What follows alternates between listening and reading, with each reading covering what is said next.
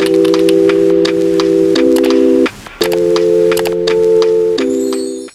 everyone, welcome back to my YouTube channel. ඔයා මගේ channel එකට අලුත් කෙනෙක් නම් ඔයාව සාදරයෙන් පිළිගන්නවා.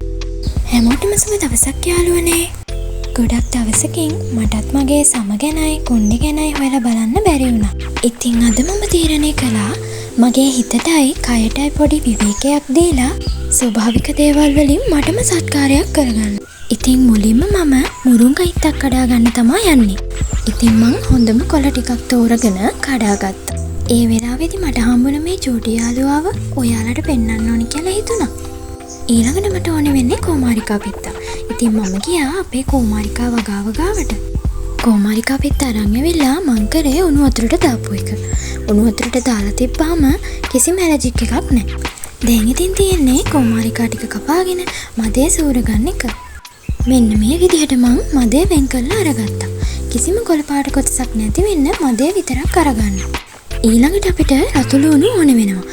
හොදලා අරගත්ත මුරුංගා කොළ ටිකයි ලුණු ටිකයි මේ විදිහට කොටා ගන්නවා.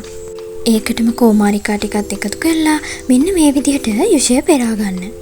දැන් ඉතින් මේක කොණ්ඩේ ගාලා කොණ්ඩේ වවා ගන්න තමයි තියෙන්නේ. ඊළඟට බලමු මූණ පෑපත් කරගන්න හදන පැක් එක හදාගන්නේ කොහොමද කියලා. මේකට අපිට කෝපි කුඩු තේ හැන්දක් ඕනේ වෙනවා. කහ කුඩු තේ හැන්දකට අඩු ප්‍රමාණයක් බෙදලා අරගන්න ඕනේ. ඊළඟට අපිට කෝමාරිකා ඕනේ වෙනවා. මේ පැක් එක ගන්න කලින් අපි ස්ක්‍රබ් එකක් කරනවා. ඒකට කෝමාරිකායි සීනි තිබ්බාම ඇති.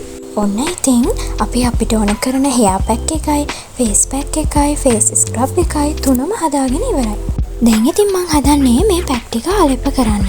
ඊට පස්සේ විනාඩි 20ක් විතර ඉඳලා වොෂ් කරගන්න පුළුවන්. මුලින්ම මම හෙයා පැක් එක ගෑවා. ඊට පස්සේ ෆේස් ස්ක්‍රබ් එක. ඊට පස්සේ මම ෆේස් පැක් එක ඇප්ලයි කරා. ඊට පස්සේ විනාඩි 15ක් විතර ඉඳලා වොෂ් කරගත්තා. මේවා ඉතින් එක දවසක් කරා කියලා රිසල්ට් ගන්න බෑ. ඒ හින්දා අනිවාර්යයෙන්ම සතියකට එකපාරක් හරි කරන්න ඕනේ. ඔන්න ඉතින් අදට වීඩියෝ එක ඉවරයි. ආයෙත් අලුත් වීඩියෝ එකකින් හම්බෙමු.